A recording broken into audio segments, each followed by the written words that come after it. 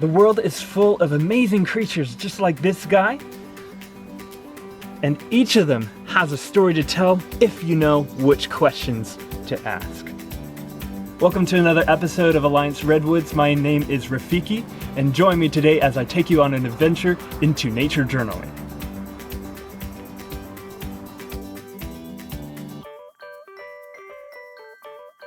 This is Samson, and today we're going to practice being good scientists by using our observations to identify what type of amphibian Samson is.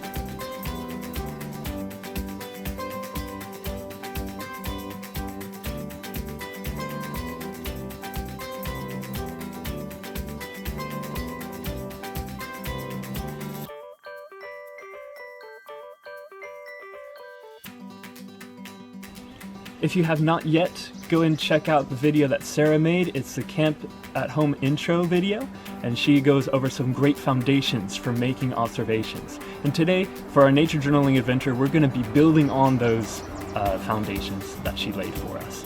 So let's get going.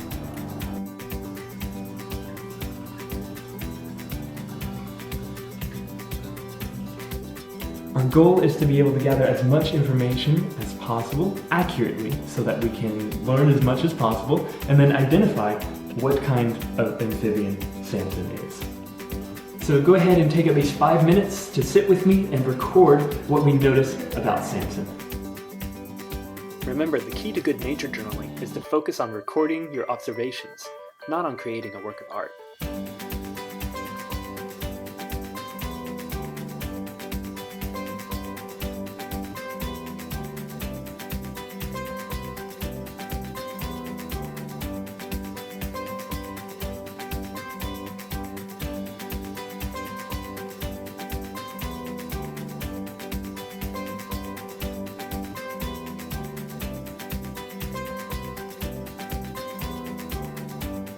A good naturalist begins their observations by paying attention to what their senses are telling them.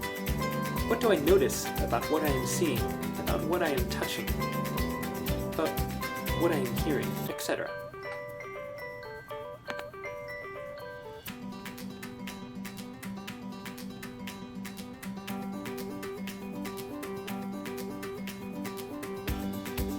I also find it helpful to focus my observations on a particular part of the specimen.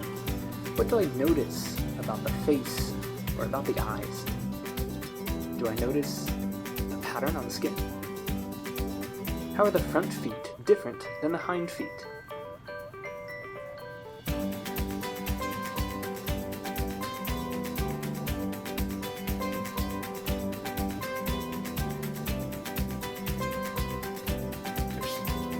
Our goal is to record data, so as long as your drawing gets the idea across, we can use words to fill in the details.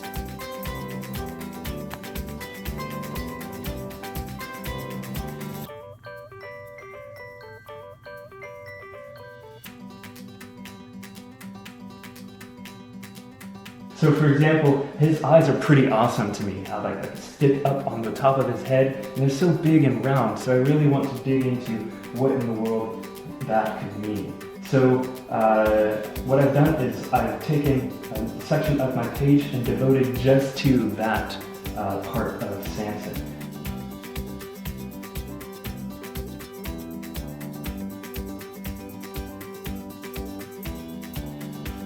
I'm noticing that when he blinks, he like sucks his eyes down into his skull and then they pop right back up. So to demonstrate that, I'm going to draw an arrow and like a double-headed arrow.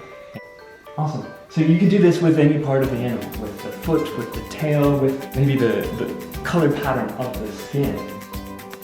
Once you have gathered a substantial amount of data, let's take the next step in our observations. Start asking, what do we wonder about Samson? What sort of questions can we ask?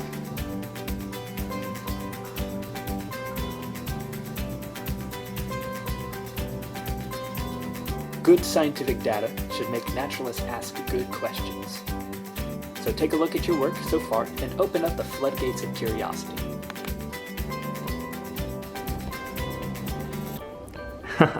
He's burrowing right now, which is exactly what he would be doing out in the redwood forest. Now that we have taken some time to record our observations, it's time to see what we can learn about Samson and see if we can identify what kind of animal he is.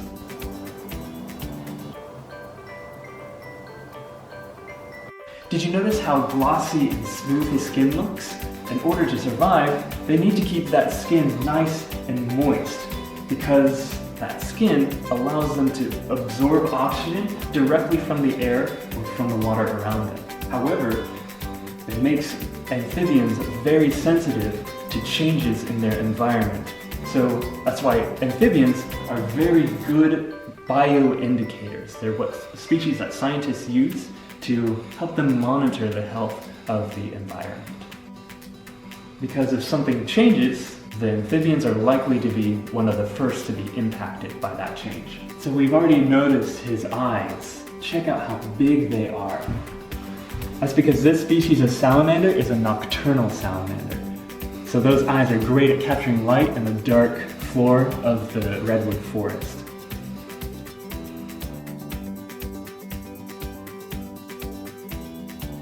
So did you notice how massive his mouth is? It's like really big. Imagine if you had a mouth that big, you'd look pretty ridiculous. But that huge mouth is a serious set of chompers. I haven't experienced this myself, but I've heard that their bites can be pretty excruciating, and they got such a strong grip. Once those strong jaws lock down on their prey, it's finished. It's a good thing they provide a good grip, because one of the favorite meals of the giant Pacific salamander is our beloved banana slugs. Maybe one day we'll give you a video of us feeding him some slugs. He goes bananas for them. So let's take what we've noticed about Samson and let's see if we can identify him using those features. He is really long for a salamander, so it's one of the bigger species then that we have here in North America, and he's a native here to the redwood forest, so that's also going to give us a specific range for considering our options for identifying him. And then he's got this beautiful mottled pattern. It's kind of like got a brownish, reddish tint to it. It's going to be also a really good clue. And then also that characteristic massive head and face are going to be another good clue. Taking in all of those factors, we can narrow it down to identify Samson as a giant Pacific salamander, one of the largest species in North America, and definitely one of my top 10 favorite animals. I challenge you to go out and find something in nature and do the same thing that we just did with Samson today. Remember, the keys to nature journaling are to take your time, have fun, have a curious mind and an observant eye. And remember to share your discoveries with people around you. Thank you for watching this episode of our Camp at Home series. Remember to like, follow, and subscribe. And Rafiki will see you on a future adventure.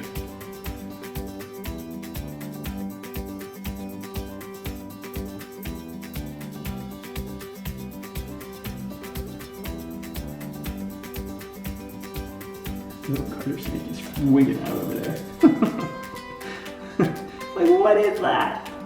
It's gonna eat me. Probably it would.